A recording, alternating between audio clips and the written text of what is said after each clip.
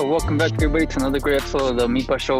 Today we're going to be talking about pesticides con Juan and Héktor. They'll be talking a little bit about what they have been doing, the ways they have been involved, también on ways for us to also be involved as well, for those that are interested in being advocates against pesticides. And so para empezar, Rosada, what do you want to give the intros real quick? Yes, welcome everybody. This is another episode of the MILPA show, and we have as our guest Héktor Calderón, who is a Monterey Bay Area community organizer for Californians for pesticide reform. So he's actually going to go more into his role and what that means. And Juan Martinez, who's a community member connected to Safe School, Safe Ag, which is a grassroots coalition. And so con eso, I'll pass it on to both Héktor and Juan so that we can start off with our gifts and baggages for anybody out there that doesn't know what gifts and baggages are, or rose petals and thorns. It's very much just sharing your piece in terms of how you're doing and what's going on in your life. So con eso, I'll pass it on to Héktor and Juan. Yes, thank you. And my gift would be that finally my veggie and fruit trees are finally coming in online, and I've been able to share those with my community and are willing to, get to know some of the stuff that I'm growing. So it's some sort of sustenance to my community in the area. So that's been really a good feeling to have here in my as to baggage. It's been a rough week. It's been really busy. There's been a lot of things going on and components in terms of my work, but it's been really good for the most part. But I'm ready to have this weekend finally start so that I can kind of read the next 2 days. So that's kind of where I'm at with my baggage, and hoping that I can kind of set aside work a little bit to kind of recharge myself in terms of just being able to catch up with sleep and sleep in a little bit, as well as just spend some time more outside rather than inside my house now that we're all sheltered in place for the most part. So that's kind of where I'm at. Hello, everybody. Juan Martinez, Gonzalez, California. As I like to say, nacido, creado y maltratado, todo en el Valle de Salinas. Born and raised and mistreated right here in the Salinas Valley. I say that because of our farm worker background, how we grew up here, and being growing up in the 50s and 60s, actually, as a child and then teenager. I had to experience all the real redneck stuff that we had to go through, and Jim Crow lifestyle that we all lived through, and the abuse of farm workers, basically. I got interested myself in this issue when I guess Caesar came around in the mid-60s, started organizing stuff, and sadly I was a witness to one of the tragic accidents that happened with the braceros in Chular, California, September 17th, 1963. 32 braceros got killed when a train hit their bus, transport vehicle that they were all piled into, and 32 of them died as a result of that. So I had a big interest for the farm workers, and I live on that part of town where there's all bracero labor camps and the lower part, or the lower economic part of town. So I took an interest in pesticides because summer we're out working, and oftentimes you get sick, and the doctor would state that it was probably asthma, flu, stuff like that. Give us some medication. I found it difficult to breathe and stuff. And as I got older, of course, and then Vietnam and paraquat and Asian orange and defoliants and stuff, and how that was being applied to the fields, and the big issue of DDT was going on then. 2,4-D. Yeah, and that kind of leads us to our question too. But before we get into our question, Rosario, what do you want to do with gifts and baggages too before we go on to a topic? Yeah, and I feel like, Juan, it's interesting how, because we're talking about gifts and baggages as an icebreaker, for your day, right? In the present moment, how are you doing? But it sounds like for a baggage, you're giving us all this historical context of what our people have gone through, right? And so I appreciate you sharing that, and I'm excited to get more into into just your story, right? Everything that you have experienced that unfortunately, like, our people go through. But in this moment, you know, I would say my gift and my baggage. I'll start off with baggage, or thorns, right? Thorns right now is just really, this was a tough week. This was a really tough week, just because, you know, you come to find out, as I was speaking earlier about, like, the budget votes at the city and the county level, you come to find out who the elected officials are and what their true voice is. And it could be very disappointing at times. And you as people who care and really just genuinely love our people and want things a better life, you know, it hurts you, because it's like, dang, you know, we're just out here trying to survive and trying to get those resources for our people. And you look at the elected officials and they're not providing that voice that we need. But I would say, in terms of my gifts, my rose petals, just another day to be alive. Gracias a Dios. You know, I'm here breathing. I can move. I made myself breakfast. You know, I have access to a bathroom. A lot of people don't have these basic human necessities, that, you know, clean water. And so I thank God for that, and being able to be here another day. But I'll pass it on to you, Arturo, for gifts and baggages, and then we can get into our questions for our guests.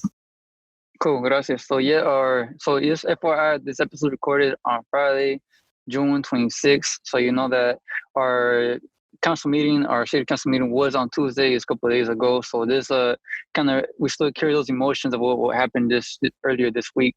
But for myself, I think something that is my baggage is, like, you know, the movement is very slow. You know, to see change, it takes a lot of effort, a lot of patience, and it takes years. You know, it takes a lot of years. And so my gift is that we've seen that change little by little, but, you know, I'm just a little impatient sometimes, you know. And so that's just my gifts and baggages. You know, as we go on, we'll continue to explore more about who we are, our journeys within any kind of movement that we're partaking in. It también just what makes us passionate in the role that we take on. And so to begin, Héktor or Juan, whoever may want to go first, what really empowered you to really take on, you know, this issue about pesticides? What really moved you? What was, like, the early stages of that journey of yours? If I could jump in on my part, one of the things that through my experience and my own stuff, growing up in what they call the turbulent 60s and 70s, Watergate, Vietnam, etc., we learned about the importance of electing the right people. And Cesar Chavez and Dolores and everybody else had always come around and try to get us to do door-to-door, get out the vote. 1974, this guy named Willie Velasquez from Southwest Voter Registration Education Project came to Monterey County and informed us all that we were part of the Voting Rights Act, Section 5, Article 2, or is it Section 2, Article 5 of the Voting Rights Act, regarding the discriminatory voting practices. We were one of 4 counties in the state of California. That allowed for us young people, anti-war people, and young folks in universities and colleges to get involved with voter registration, because we saw the impact of what we could have, especially when we almost got rid of a Republican and we almost elected a guy named anyway, it's not important, but Panetta took his place, and Panetta had that for about 20, 30 years, right? So now his son has it, same congressional seat, but it never went Republican again, and neither would the county or the state at this point. But voter registration, it was a big deal, and voter education, get out the vote.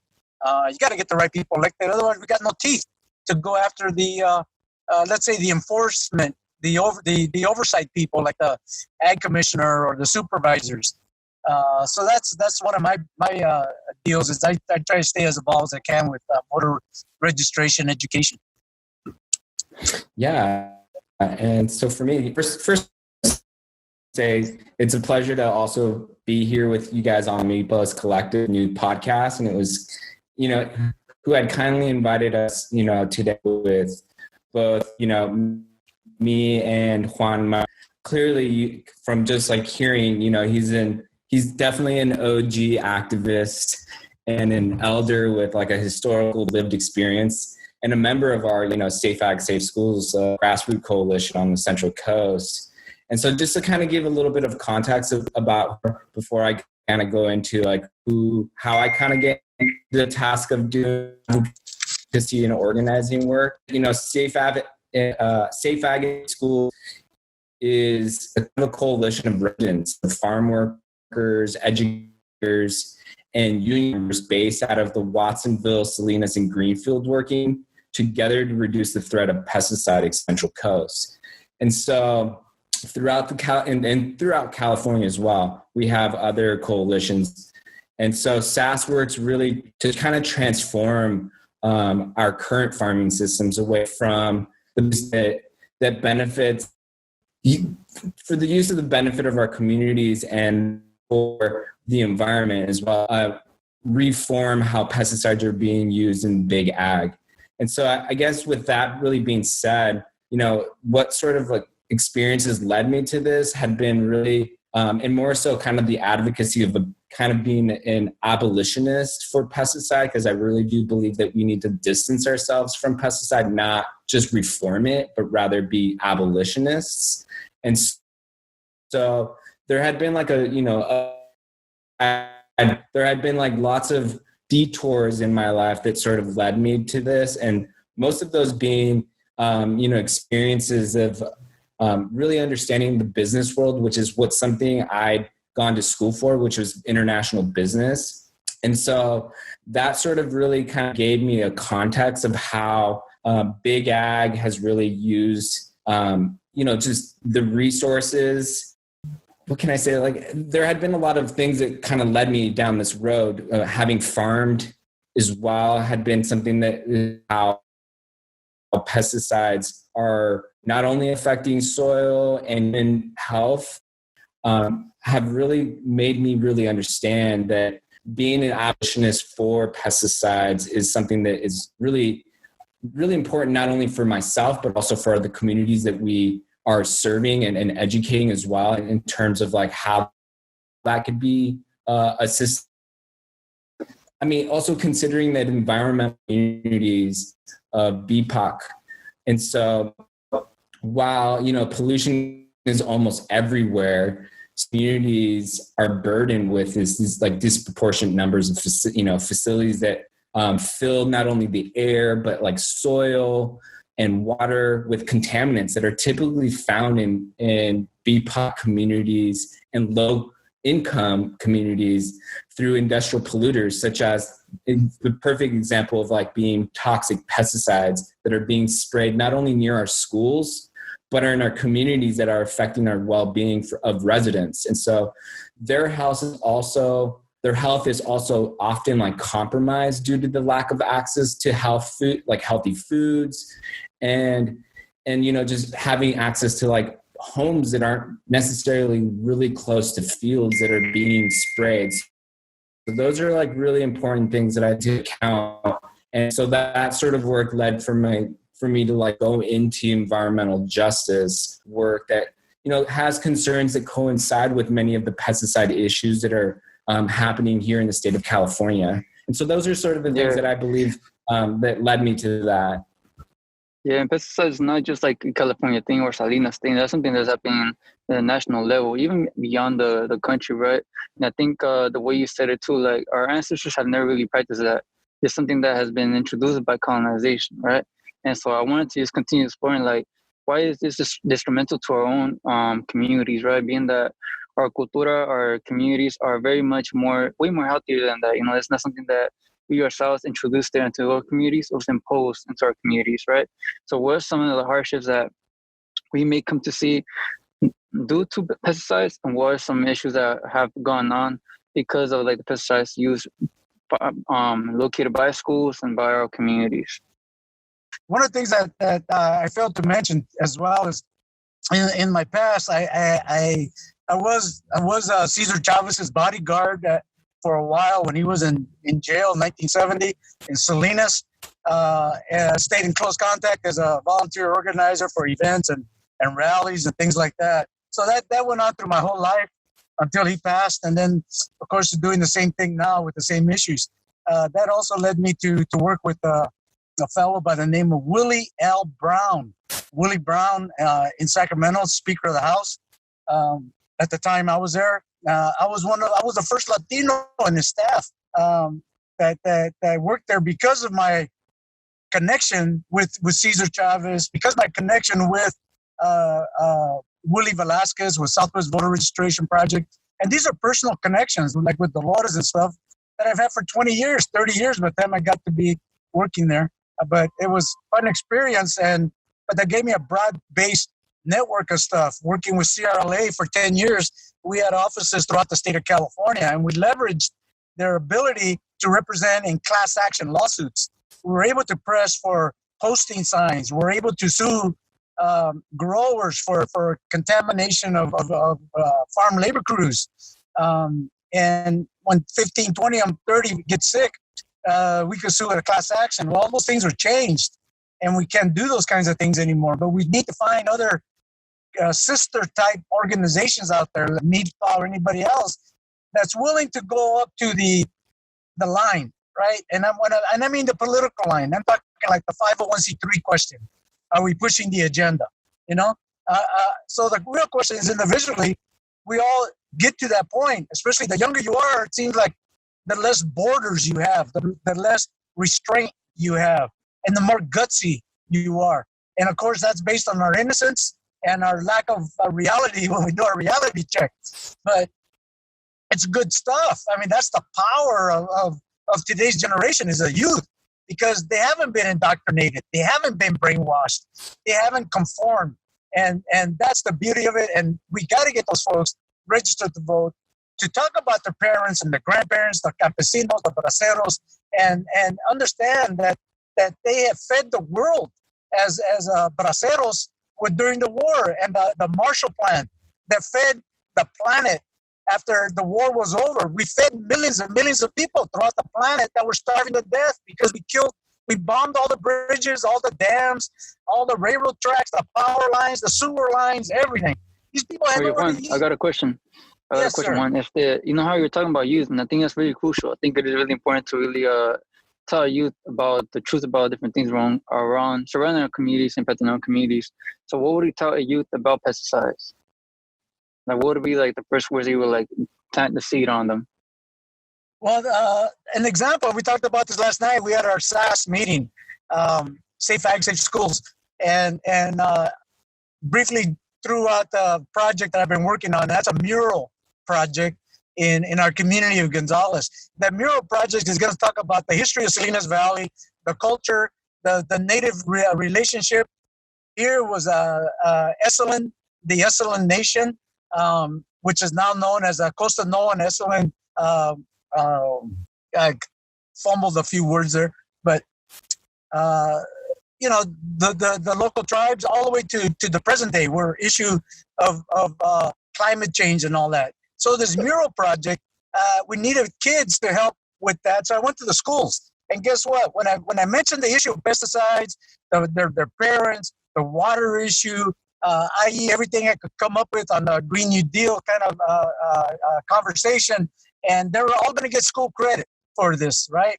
And I got 105 students to sign up to volunteer to do the mural project, which will draw a lot of people, which will then help us organize to push for some water issues we have in Gonzales. I think that's really cool, Juan. If I may jump in, I think that's really cool because it's really, really important to involve the youth in all this, because they're the ones that have so much energy to give to the movement, right? And I think that's a really key way of getting the youth involved, right? Through art, through murals. And so, I just appreciate that effort. I know there was a question asked by Arturo regarding just like how our community historically, culturally, like we haven't used pesticides in our food. And so, I want to throw that back to Héktor, to that original question that Arturo had asked. But then also, why should anybody living beyond pesticides, like over here in Hayward, we don't really have farm working like that. Like, why should we care about pesticide reform? Could I kind of come in on that? So I guess for like that particular question, I think for those that are living beyond, like you had just said, like people in Hayward or in, the Bay Area who aren't necessarily surrounded by particular ag, like we are here on the Central Coast, it does reach beyond the exposure of pesticides. And the way in which we do is like, it maybe doesn't affect them directly, but it does affect. By that is that, directly, if we continue to big ag sort of run amok in what is being sprayed on our food, those will ultimately pay for the high price, right? So that being, they're paying for products that are conventionally grown that have, pesticide residue, but also are, promoting the idea that those who are living in these communities buy that. And so by the indirect, it also hurts those rural communities that live near those and those that are, farm workers that plant, pick and also package a lot of these crops, but also contribute to the demise of our fertile soils that we all, Jacksonville, Salinas, Soledad, and many other towns are on the environmental front, not in the drift of agriculture chemicals through big ag, right? Knowing that the California agriculture produces nearly half of all the fruits and vegetables grown in the United States.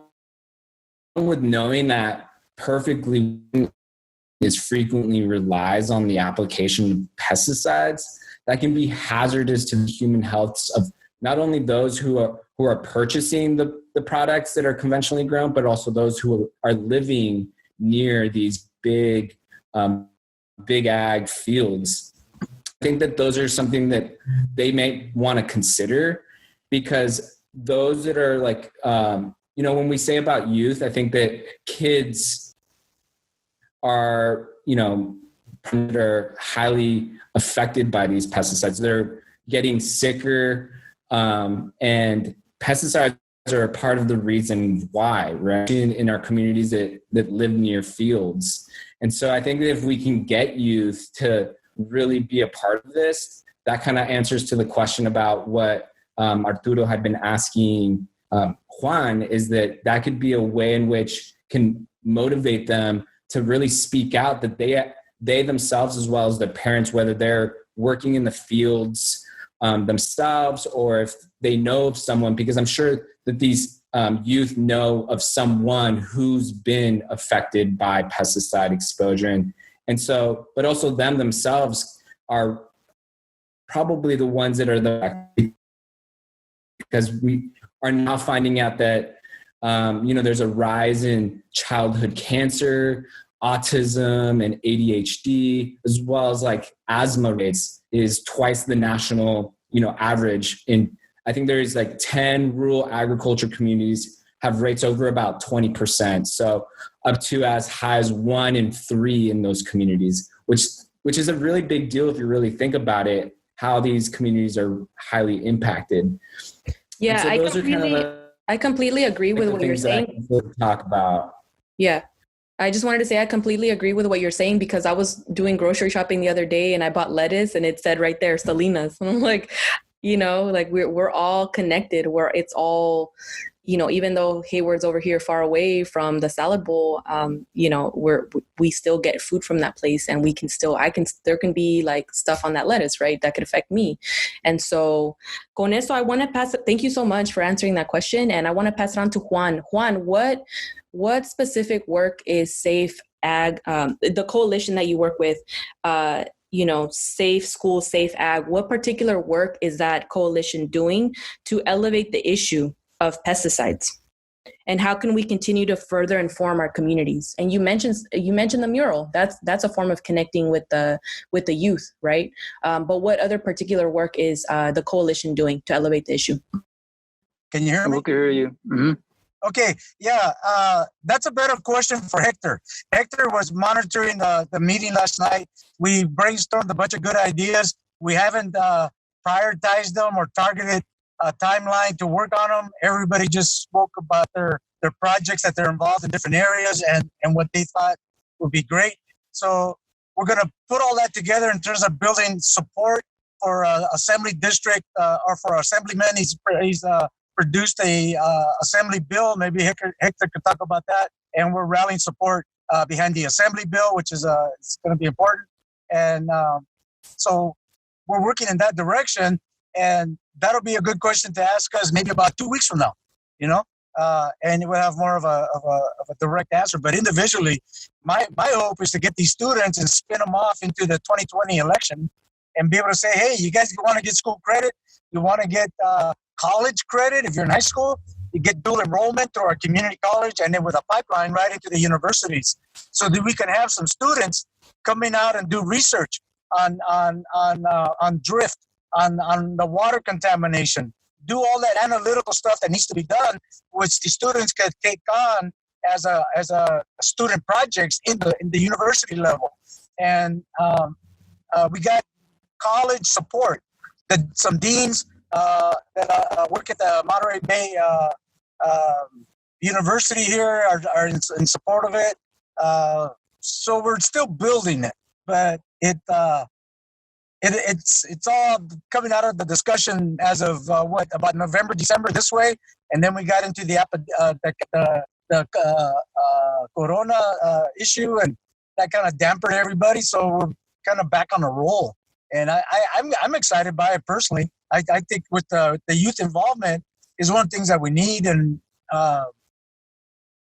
the youth involvement helped make Cesar Chavez who he is today, because the universities, the colleges, we were out there in the picket lines when the workers cannot go out on strike because they'll lose their jobs, they'll lose their home, and then they're out in the street with their kids and everything.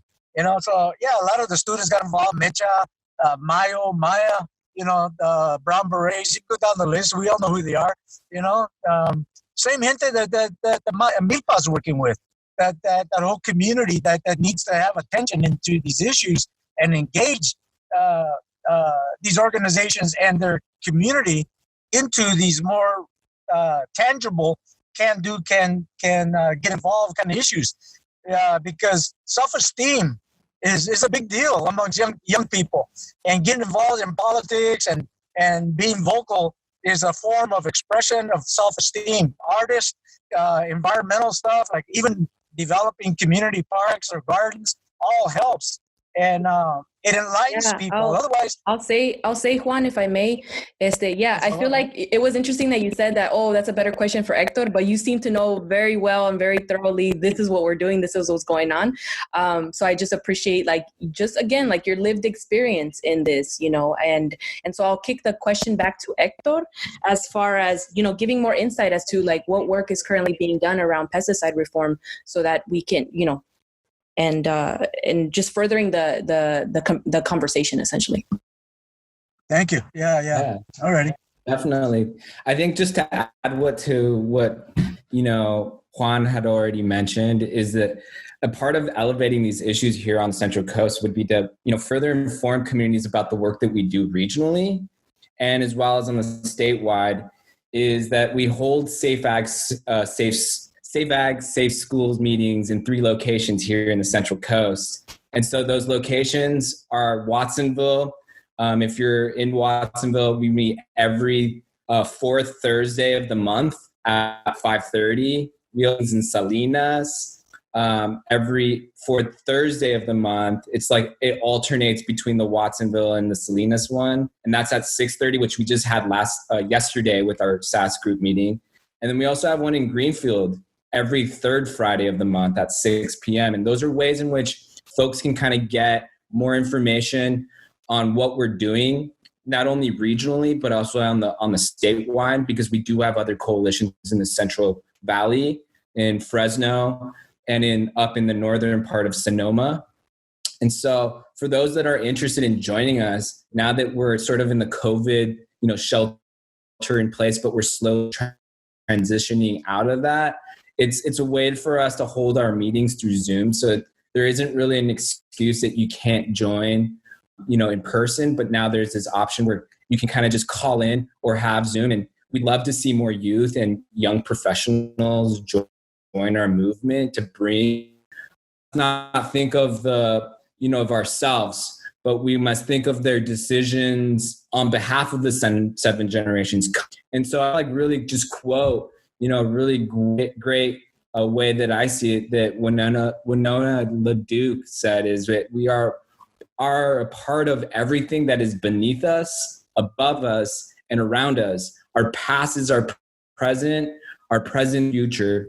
And so in our future is 7 generations, past and present. So I really do believe that those are things that we can really implement in hopes that we can get more young youth more interested in the topic, which I think is starting to slowly get in, as like environmental justice is becoming a bigger component, not only amongst BPOC communities, but I think that that's kind of way they can plug into the current work that we're doing around our notification campaign that we're currently working on, and something that I think Juan had really touched on, that Californians don't get notices of nearby hazardous pesticides that are being used, and that communities should have that right to know. And so pressuring the Department of Pesticide and Regulation, as well as the county ag commissioners, who's Henry Guarre and Juan Hidalgo in the Santa Cruz area, have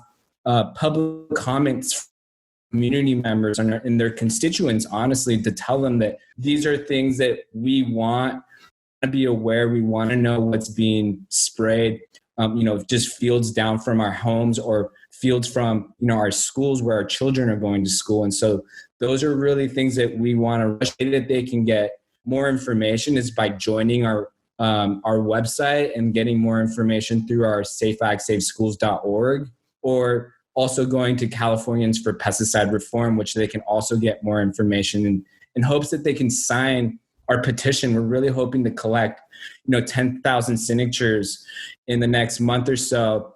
So that would really help us, because we want to really get to 100,000 petitions to really show the state of California through the Department of Pesticide Regulation that this is important, that people do care, and that these are things that we all really want and we all deserve to have, a healthy, living community where we aren't being sprayed or exposed to certain things. So I guess, yeah, I don't know if this is the question you're going to ask, Arturo, but, our city and our county, like, is there any particular funding that you receive to ensure the safety of human beings, of farm workers, when it comes to pesticide reform?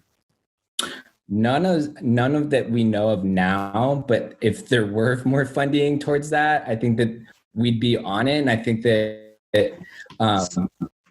work as well as rural communities deserve to be able to have someone, vouching or lobbying in their behalf, because there isn't anyone necessarily doing that, which is why we really ask for community members who have been exposed or know of someone who has been exposed to give those testimonies, because those are the ways in which we amplify the reasons in which why these certain things are causing a really big, it's just going in a circle, right? And in our, if I can jump in on that, Hektor, as well, Nart, one of the things that I think we can work on is recruiting the young people to get involved, right? Because if we're going to get 10,000 signatures, and I was going to mention it last night in our meeting, the possibility of doing it electronically. If we can just go out and tell people to send in an electronic signature, somehow do it that way, that we can get those 10,000 statewide, I don't think it'd be a problem. The way to get the word out to the community could be through radio stations. I understand I spoke with the bishop's office this morning, and the bishop's office here in Monterey County Diocese, they have a program as well, where they have a conversation with the community through the diocese. That's one way that we can get word out to anybody listening there. Obviously, we got Radio Bilingüe throughout the state of California, Campesina. If we could offer them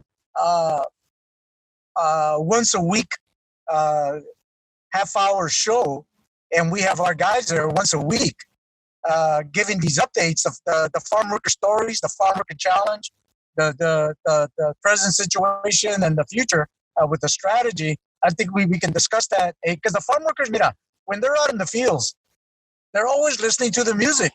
That's all they got is that music, right? anyway. Yeah, I totally agree, Juan, in terms of there are like change.org is an online petition platform that people can do. So I don't know if y'all already have an electronic version, but regardless, we're going to link whatever information we can get. But with that, I'll pass it on to Arturo for that final question. So my last question, based off what you said, Héktor, I love the way that you quoted like the 7 generations. That's really important to really think about the future ahead of us, right? And I was wondering, just for the last question, the closing question is, what do you hope to create, or what kind of seeds you want to plant for the next 7 generations? What's the future that you want to leave for them? I'll let Juan answer that, or is that a question for me? Is that what you're asking me? For both of you. Okay. Juan, do you want to answer that? Well, as far as I'm concerned, if I live around another 7 years, I'll be blessed as all hell, So between now and then, what I plan to do is register as many young people as I can, educate them to the plight of their families, the situation they're in, the importance of education, and civic participation in the voting process. Because we can elect all these good people, but they're all going to get brainwashed and bought out by the opposition, who's got more money than we do. But we have more votes than they'll ever get. So the point is being able to elect people, keeping them honest, and keeping our community activated. The only way to do that is with young people, because us older guys, you kind of settle into whatever situation we have. Young people haven't faced that situation yet, so they're more innocent and more vibrant, and there's no borders in their conversation or way of thinking, and that's the beauty of it. And that's where you give somebody knowledge and the power of confidence. Man, it changed the world. Simon, so everybody is tuning in. So everybody tune in. Make sure y'all register to vote.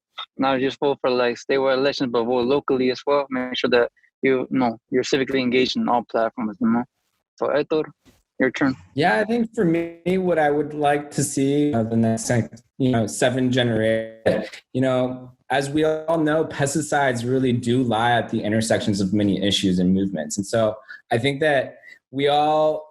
For the next 7 generations, they all have the right to be able to have, reproductive justice, that they have food justice, have, proper health care, and that they can all be, have these things that I've already, commented on. And so, but also just the idea that, we don't necessarily need to be using these particular chemicals for the production of food. I think that if we could steer away and find newer ways of like stewarding land and understanding that we all have it in our blood to be producing food to some extent, I think that could be something that we can start beginning to cultivate. And I think there has been a slow but surely movement of folks who are starting to kind of go back to the end and really understanding that component. And I think that could be something for the next 7 generations to really get back to